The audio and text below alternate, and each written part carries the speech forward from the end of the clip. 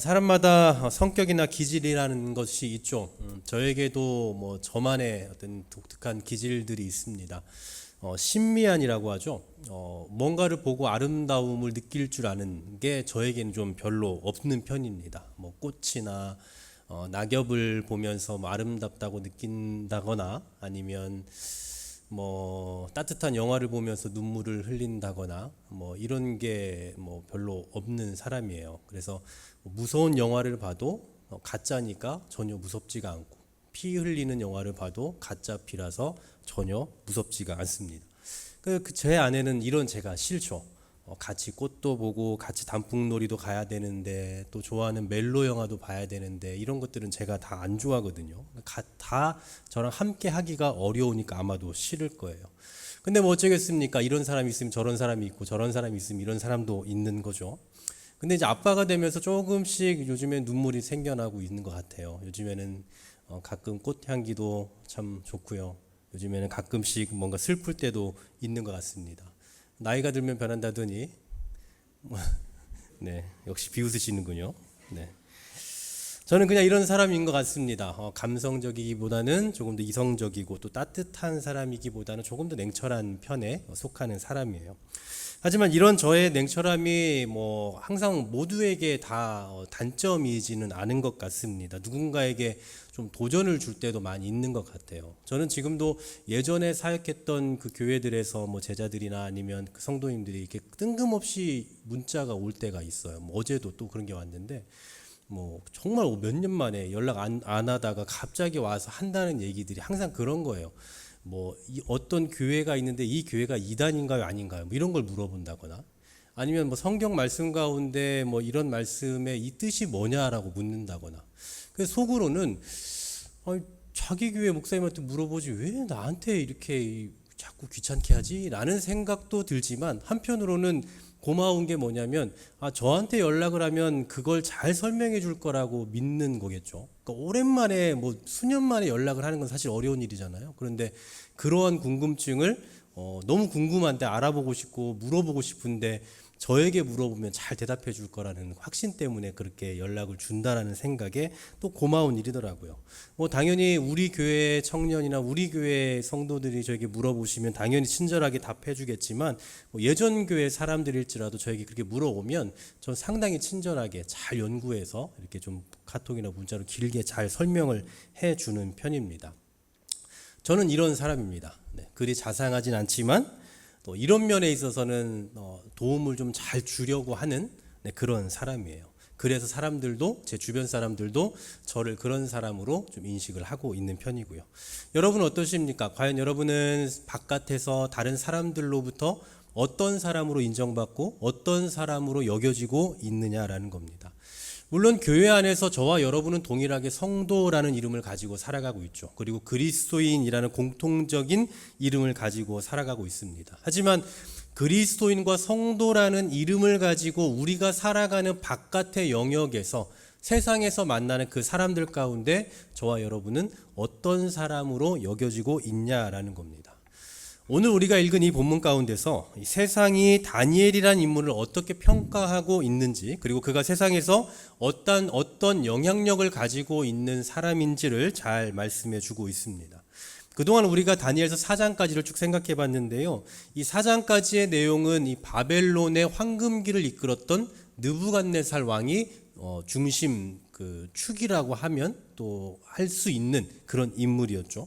4장 바로 마지막, 그러니까 오늘 우리가 읽은 바로 앞절 4장 마지막 절까지도 느부갓네살 왕의 이야기가 나와요. 그런데 바로 5장 1절에 들어서자마자 벨사살이라는 이름이 등장을 합니다. 이 느부갓네살과 벨사살 왕 사이에는 사실 꽤나 긴 시간이 지났어요.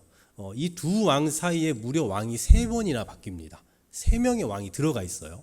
그러니까 뭐 대신에 이제 이 왕들이 조금 뭐 짧게 있었던 것 같습니다만 어쨌든 그 중에 마지막 왕이 나보니두스라는 왕이에요. 나보니두스.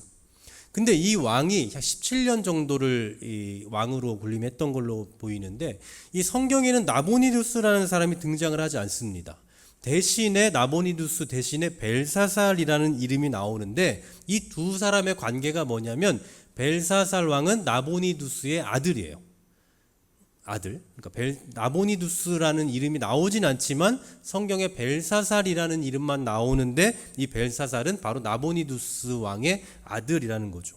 그럼 왜 성경은 나보니두스라는 왕은 언급하지 않고 벨사살만 언급을 하느냐 하면, 실제로 이 나보니두스라는 왕이 제국의 확장을 위해서 숱한 전쟁을 치릅니다.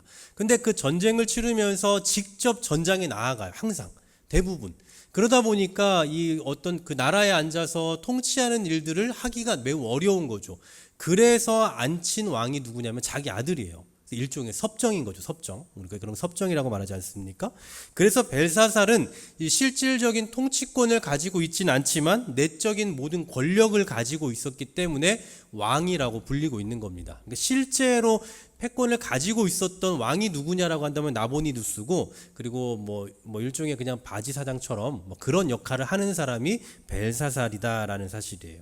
근데 오늘 본문 5장 1절에 보니까 이 벨사살이 뭘 하고 있는가 보니 귀족 1000명을 위해서 큰 잔치를 베풀었답니다. 큰 잔치를 베풀어요. 근데 이때가 지금 역사적으로 어떤 시기였냐면, 아버지 나보니두스 왕이 지금 메데 페르시아 연합군과 전쟁을 치르고 있는 중이에요. 바깥에서는 지금 전쟁을 치르고 있는 중인데 지금 안에서는 뭐 하고 있습니까? 아들은 성내에서 향락을 즐기고 있는 상황인 거죠. 왜 이런 기상천외한 짓을 하느냐? 두 가지 이유가 있습니다. 첫 번째로는 이 나라는 절대 지지 않는다, 무너지지 않는다라는 확신을 갖고 있는 거예요. 두 번째로는 전쟁으로 인해서 사람들이 불안해할 거 아닙니까? 민심이 굉장히 불안해하잖아요. 그럴 필요 없다. 우리는 반드시 승리하니까 그냥 편안하게 있어라 라는 일종의 언론 플레이와 같은 거죠.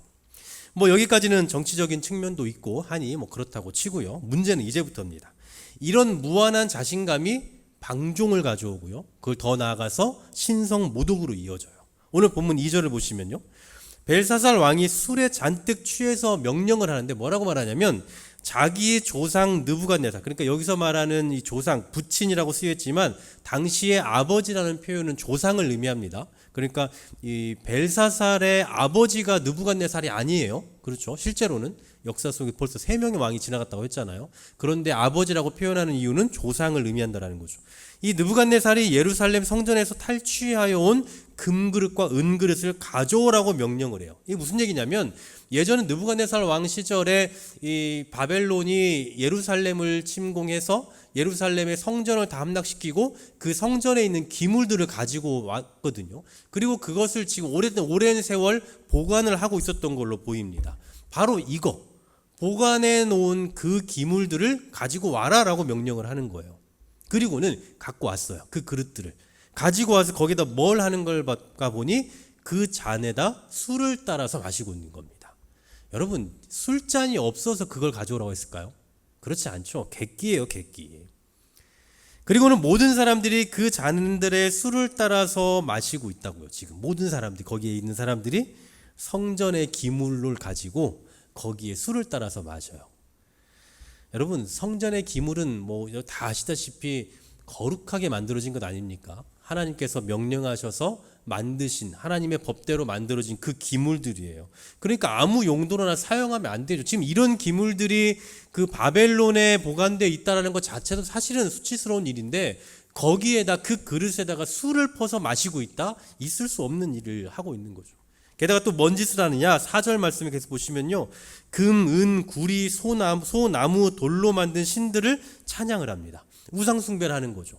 다시 정리를 해보면, 하나님의 것을 가져다가 거기다 술을 퍼서 마시는 것도 모자라서 이제 우상 숭배, 하나님이 지금 싫어하는 일들만 골라서 하고 있는 거예요. 그러니까 확인사살 하는 거죠. 확인사살. 그랬더니 이제 무서운 일이 벌어집니다. 사실 이 말씀은 여름에 좀 읽어야, 여름에 다뤄봐야 조금 더 오싹오싹 할 것 같은데, 남양특집이에요. 왕이 이렇게 술을 마시고 있는 그 맞은편 벽에, 그러니까 지금 여러분들이 바라보시는 지금 제 뒷면에 어떤 손가락이 나와요. 손가락, 사람이 아니라 갑자기 손가락이 훅 튀어나오더니 손가락으로 글씨를 쓰기 시작합니다. 네, 근데 이건 다음에 메네메데 대길 우바르신이라는 글씨를 이렇게 쓰게 되는데, 그 글씨를 이렇게 막 쓰고 있어요. 그 지금 여러분은 저를 보고 계시지만 저 혼자 지금 저 벽을 바라보고 있잖아요. 근데 여러분 아무도 안 보여요. 근데 저 혼자 지금 설교를 하는 중에 저 벽에 갑자기 웬 손가락이 나와서 글씨를 막 크게 쓰고 있다. 아유, 생각만 해도 그냥 오싹하네요. 네, 생각만 해도 닭살이 돋는 일이에요. 이걸 본 순간 왕이 어떻겠습니까? 술이 확 깨져. 지금 술 마실 정신이 아닌 거예요.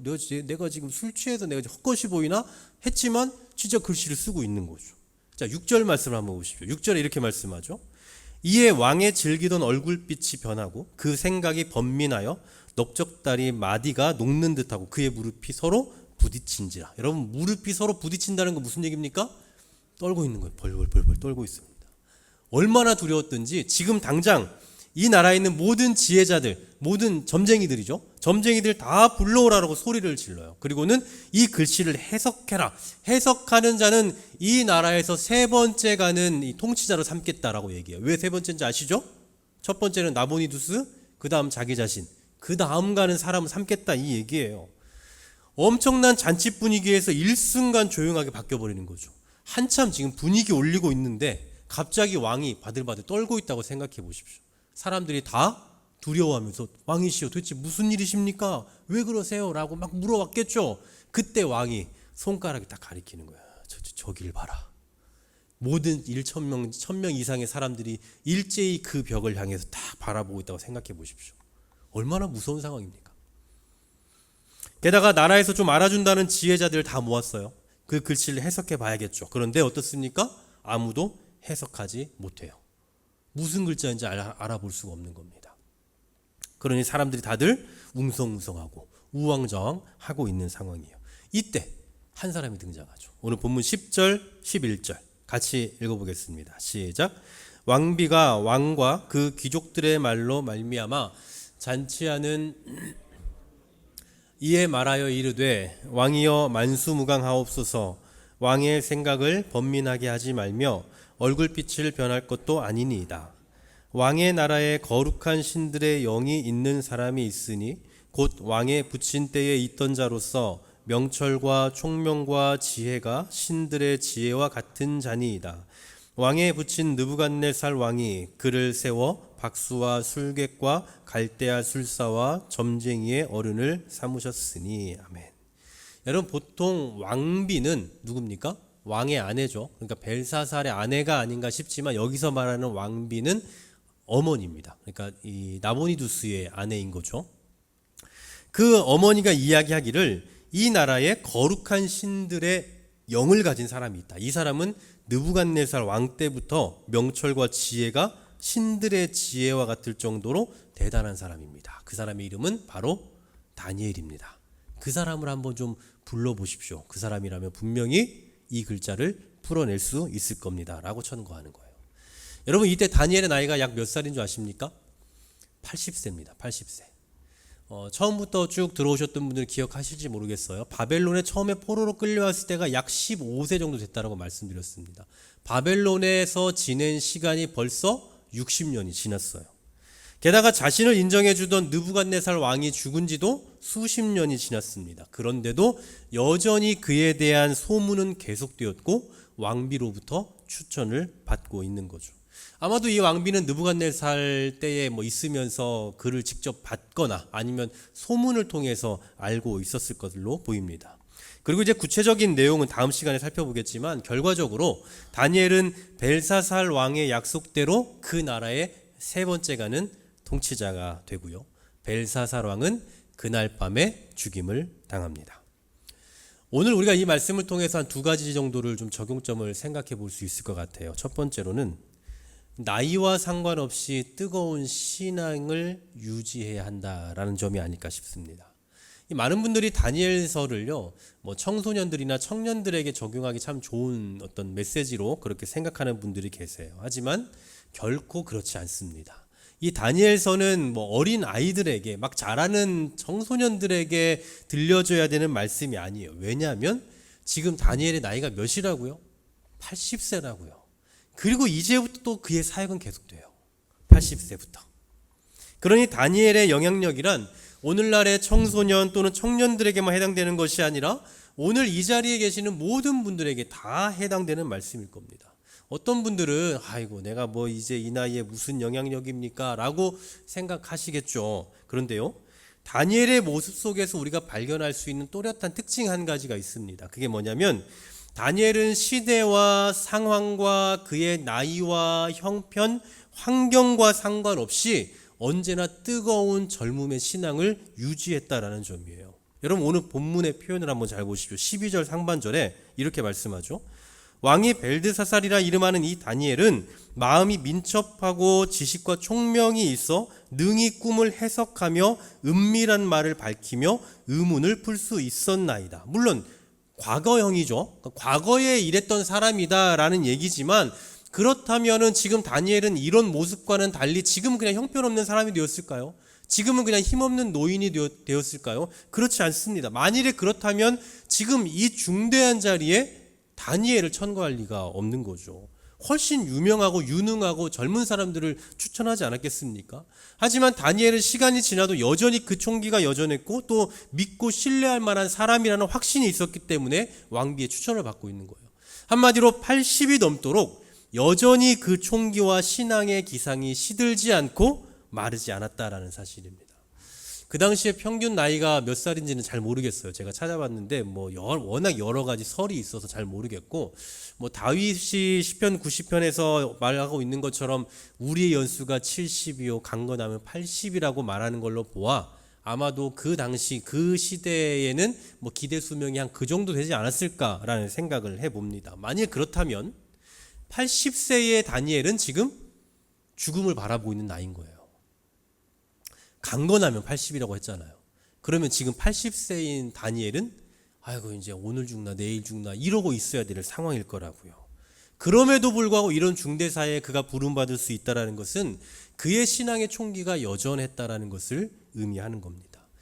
오늘날에야 100세 시대니까 80대면 청춘이죠. 그렇죠? 하지만 정년퇴직이 60도 안 되는 시대입니다. 이런 시대에 어마어마한 중대사의 80대의 어른을 부르는 것, 필요로 하는 것은 아마도 흔치 않은 일일 겁니다. 그럼에도 불구하고 우리 사랑하는 성도님들 80세, 90세, 100세가 되더라도 우리 신앙의 정기를 계속해서 유지해 갈 수 있었으면 좋겠습니다. 네, 꼭 그러셔야 됩니다. 물론 나이가 들면 육신은 쇠약해지죠. 그거는 자연스러운 현상입니다. 육신이 쇠약해지고 육신이 약해지고 또 기능이 또 점차 약화되는 것은 너무나도 당연하고 자연스러운 거예요. 하지만 나이가 들어감에 따라 아이고 나는 이제 나이가 들어서 못해요 라고 하는 생각이 아닌 하나님께서 주신 그 생명을 가진 그 날 동안에 내가 하나님 앞에서 정말 어린아이와 같은 심정으로 살겠습니다 라는 마음으로 사셨으면 좋겠습니다. 제가 청년부를 여러 교회에서 이렇게 섬기면서 어떤 친구들을 많이 봤냐면 한 30세만 돼도 아유 저 이제 나이 들어서 못해요, 쟤네 시키세요, 이런 얘기 정말 많이 해요. 30대. 여러분 비웃으실지 모르지만 실제로 그렇습니다. 그냥 애어른 같아요. 무슨 노인 같은 젊은이? 이런 젊은이들 상당히 많습니다. 한 것도 없어 보이는데 이제 나이 들어서 저 못해요. 아유 저 쟤네 시키세요. 쟤네 창창한 애들이 있잖아요. 그런 이야기를 한다고요. 아마도 분명히 이런 얘기하면 여러분들 기가 막히실 거예요. 그런데 생각해보면 여러분도 다 그러셨어요. 네. 옛날부터 다 그러셨다고요. 저도 그랬어요. 저도 30대 때는 아유 이제 나도 좀 나이가 좀 들었나? 이러고 지금은 이제 40대 돼서 이제는 후배들 앞에서 야 내 나이에 이런 거 해야 되겠니? 이런 생각 가지고 있어요. 지금도. 근데 나중에 50대 되면 또 그러고 60대 계속 그러겠죠. 아마 여러분도 그러셨을 거라는 생각을 해봐요. 근데 시간이 지나고 나면 어떤 생각이 드냐 하면 그때가 일하기 가장 좋았다는 생각이 드는 거예요. 시간이 지나고 나면. 그러니까 지금 당장은 내가 좀 나이가 들고 지금 당장은 내가 좀 쇠약하고 지금 당장은 나는 연약해서 못해 라고 생각하지만 시간이 지나고 나면 그때 할 수 있었을 것 같은데 라는 생각을 한다는 거죠. 우리 교회 이성호 집사님 보십시오. 90세가 넘으셨는데 성경을 필사하고 계세요. 교회 나오실 때마다 항상 정장에 넥타이 하고 오시고. 제가 오늘 전사님하고 같이 우리 교적부를 완전 전체 좀 다시 새로 싹 점검하고 다시 전체 이렇게 수정을 좀 다 했는데 그러면서 보니까 우리 교회 현재 출석하시는 분들 가운데 이성호 집사님이 가장 연세가 90세 너무 많으시고 그 다음이 우리 이상철 장로님이시더라고요. 이상철 장로님. 네, 우리 장로님 누가 은퇴 장로님으로 알겠습니까? 네, 얼마나 총기가 있으시고 운동도 정말 열심히 하시고 예배 한 번 빠짐없이 나오시고 우리 원로 목사님도 그러시죠. 원로 목사님은 정말 아마 울렁사님 100세가 돼도 지금 같으실 것 같은데 여전히 나이가 들어도 총기가 있는 분들이 분명히 있단 말이에요. 바라기는 지금이 일하기 가장 좋은 때다라는 생각을 좀 갖고 사셨으면 좋겠다라는 생각이 들어요. 세상에서는 어린아이와 어른 또 노인이 구분되죠. 세상에서는 분명히. 하지만 하나님 앞에서는 어떻습니까? 누구나 다 어린아이입니다. 하나님 앞에서는 여기 계신 여러분 모두 다 어린아이예요. 하나님 앞에서는. 그러므로 나이와 상관없이 하나님 앞에서 순수함, 제가 그렇다고 해서 여러분들 막 열심히 앞에서 일하세요 이런 얘기를 하는 게 아니라 정말 우리가 할 수 있는 거 있잖아요. 연세가 드셔도 기도의 자리 섬겨주실 수 있고 정말 신앙의 전기가 흔들리지 않도록 정말 우리 이성호 집사님처럼 성경 필사도 하시면 하실 수 있고 눈이 조금이라도 아직도 살아있으면 말씀도 더 많이 읽을 수 있고 이러한 신앙의 전기를 계속해서 유지해가는 그런 자세를 가지고 좀 살아가시는 우리 모두가 될 수 있기를 간절히 소망합니다. 두 번째로는요, 바깥으로 영향력이 흘러가야 한다라는 거예요. 바깥으로 영향력이 흘러가야 된다. 여러분, 우리는 신앙인들일 뿐만 아니라 우리는 세상을 살아가는 존재입니다. 그러므로 우리 신앙인들은 신앙의 자리에서만 인정받는 존재가 되어서는 안 되고 우리가 살아가는 세상이라는 영역에서도 필요로 하는 존재가 되어야 하는 거예요. 물론 우리가 신앙인으로서 살아가면서 하나님이 기뻐하시는 사람이 돼야 하죠. 하지만 거기에서 그치는 것이 아니라 하나님께서 보내신 그 사명의 현장, 그 세상이라는 영역에서 필요하는 사람이 되는 것. 그것이 바로 신앙인으로 살아가는 저와 여러분들이 추구해야 될 사람이다. 이런 모습이다라는 거예요. 그래서 교회는요, 다음 세대를 길러낼 때, 다음 세대 얘기하지만 다음 세대를 길러낼 때 궁극적으로는 믿음의 사람을 길러내는 거죠. 궁극적으로는. 하지만 교회 안에서만 믿음을 갖고 살아가는 아이로 만드는 게 아니라 그 믿음을 가지고 세상에서 살아갈 수 있는 용사로 길러가야 되는 거예요. 저는 할 수 있다면 우리 주일학교에서 지금 이렇게 막 열심히 하는 우리 아이들이 이 나라의 정치인도 나오고 대통령도 나오면 좋죠. 그리고 의사도 되고 교수도 되고 이렇게 세상에서 정말 영향력 있는 사람들이 되었으면 좋겠어요. 그래서 돈 잘 벌어라 이 얘기가 아니라 그런 높은 자리에 가서 그가 그동안 배웠던 그 신앙의 정기를 놓치지 않고 그 신앙인의 삶을 정말 보여주는 삶을 살았으면 좋겠다라는 거죠. 어려서부터 배워왔던 신앙, 어려서부터 훈련된 신앙을 교회 안에서만 누리는 것이 아니라 그 신앙을 세상 속에서 발휘해 가야 된다라는 사실입니다. 그것이 바로 교회 교육이어야 돼요. 그리고 우리 자녀들과 크리스찬 젊은이들이 추구해야 될 삶의 방향이기도 하죠. 기억하십시오. 우리 신앙인들은요, 교회 안에 갇혀 있는 존재가 아니라 세상에 나아가야 되는 신앙인입니다.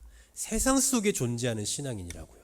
그러므로 교회 안에서의 신앙생활을 넘어서 더욱 구체적으로 세상 속에서의 삶을 살아낼 수 있는, 그래서 그 세상에서 영향력을 드러낼 수 있는 그러한 믿음의 사람으로 세워져 갈 수 있는, 또 그렇게 세워가는 우리 한길교회 다음 세대 또는 우리 부모 또 조부모님들 되시기를 소망합니다. 사랑하는 여러분, 저는 오늘 이 다니엘의 모습을 보면서 좀 이렇게 정리를 해봤어요. 오늘 이 본문에 나타나 있는 다니엘의 모습은 딱 이렇게 한마디로 정의하고 싶었어요. 하나님께 속한 사람이지만 세상에서 필요로 하는 사람. 다시요. 하나님께 속한 사람이지만 세상에서도 필요로 하는 사람이에요. 여러분 멋지지 않습니까? 하나님의 사람으로 존재하고 있고 하나님의 백성으로 존재하고 있는 것이 너무나도 분명하지만 세상 가운데서 없어서는 안 될 사람, 세상에서 반드시 필요한 사람으로 여겨졌다라는 거예요. 나이에 많고 적음, 이거는 무의미해요. 상관없습니다.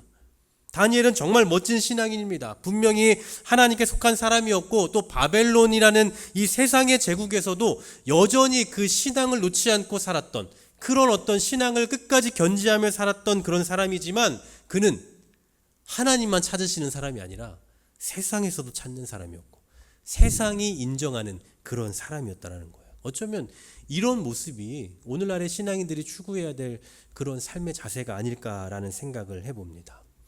여러분 기억하십시오.